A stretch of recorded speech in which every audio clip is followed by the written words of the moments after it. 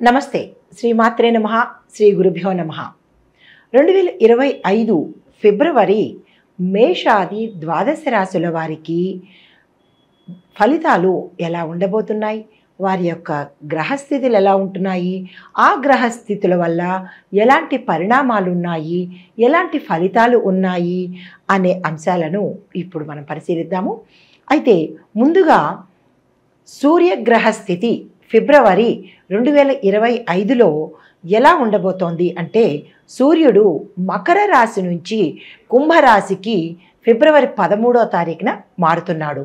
చంద్రుడు ప్రతి 2.5 రోజులకి ఒక్కసారి తన యొక్క రాశిని మార్చుకుంటాడు. కాబట్టి అన్ని రాశుల వారికి చంద్రుడి యొక్క ప్రభావం తప్పనిసరిగా ఉంటుంది. తర్వాత శుక్రుడు మీనరాశిలోకి వెడుతున్నాడు. బుధుడు మకర రాశిలో ఉంటున్నాడు. మంగళుడు కుంభరాశిలోకి వెడుతున్నాడు. గురుడు మేషరాశిలో ఉంటున్నాడు. శనీశ్వరుడు కుంభరాశిలోకి తన ప్రవేశాన్ని మొదలుపెట్టాడు. రాహు మేషరాశిలో స్థిరంగా ఉన్నాడు. కేతు తులారాశిలోకి మారాడు.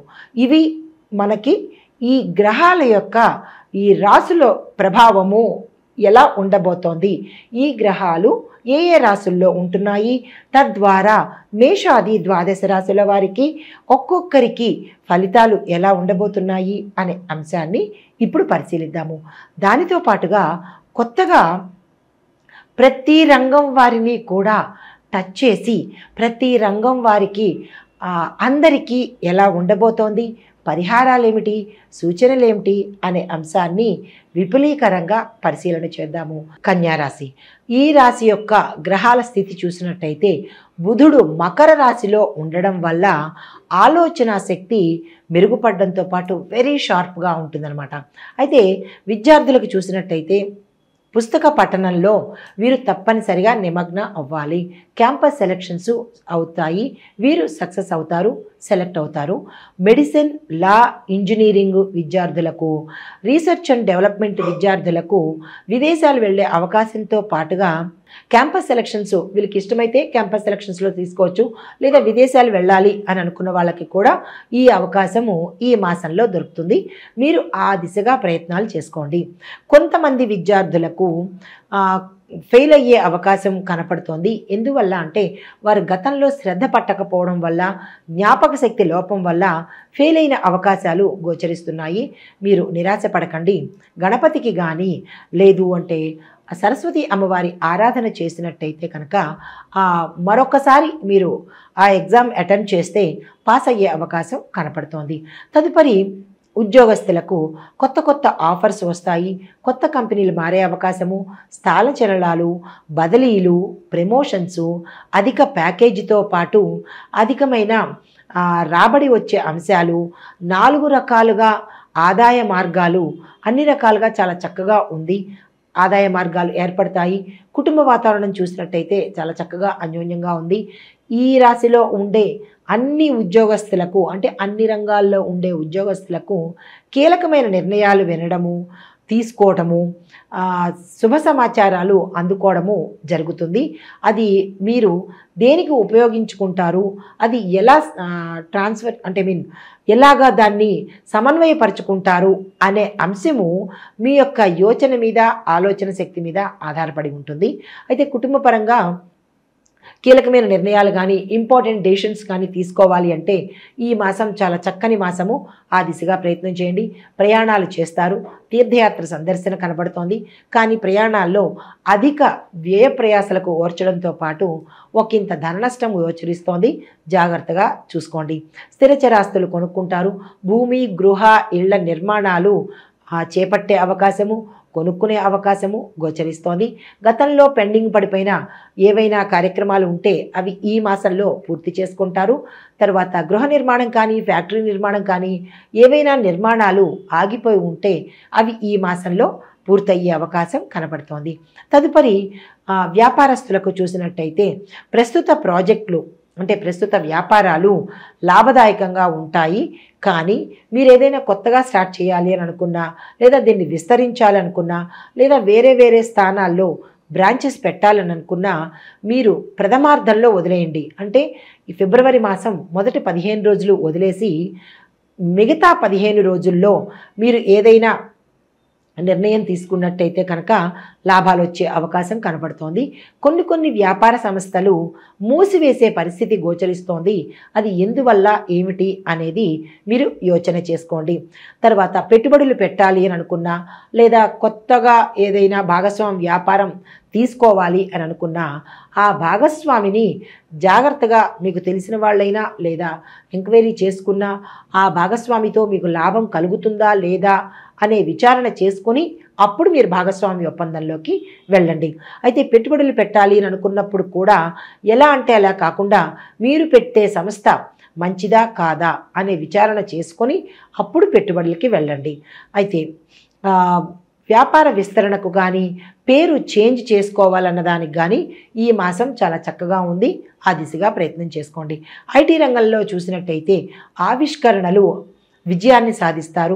మీ ప్రాజెక్టులు సఫలాన్ని ఇస్తాయి. అంటే మీ ప్రాజెక్టులు పేరు ప్రఖ్యాతలు తెచ్చిపెడతాయి. ఐటీ రంగంలోనూ సాఫ్ట్వేర్లోనూ ఉండే ఉద్యోగస్తులకు ఇది చాలా అనువైన సమయము.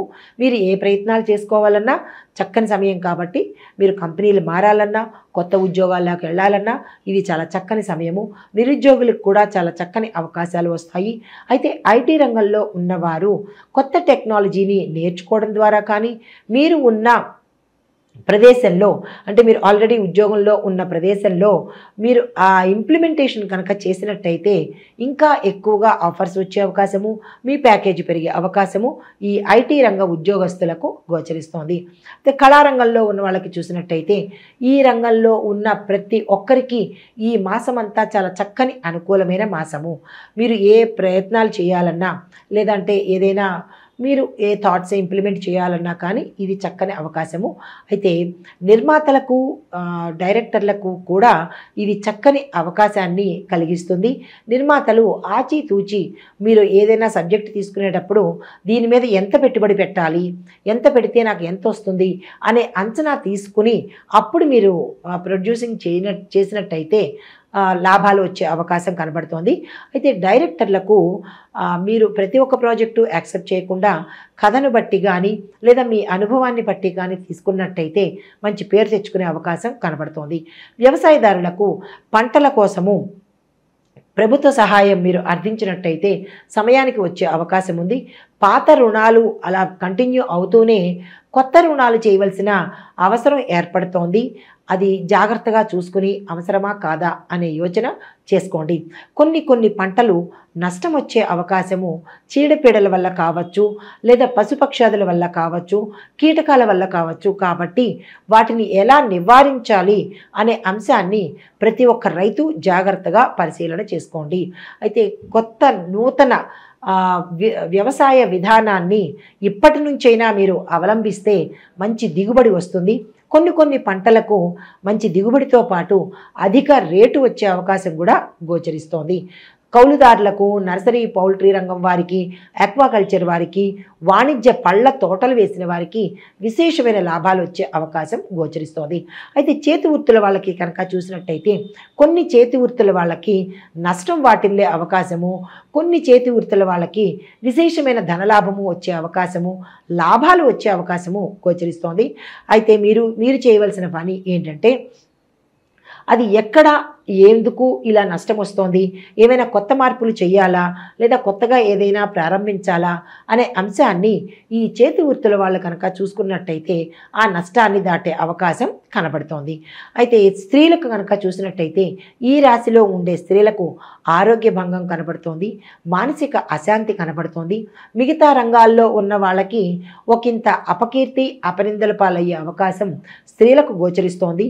సంతానపరంగా కూడా మీకు మనోవ్యాకులత, మనోవ్యధ వచ్చే అవకాశము.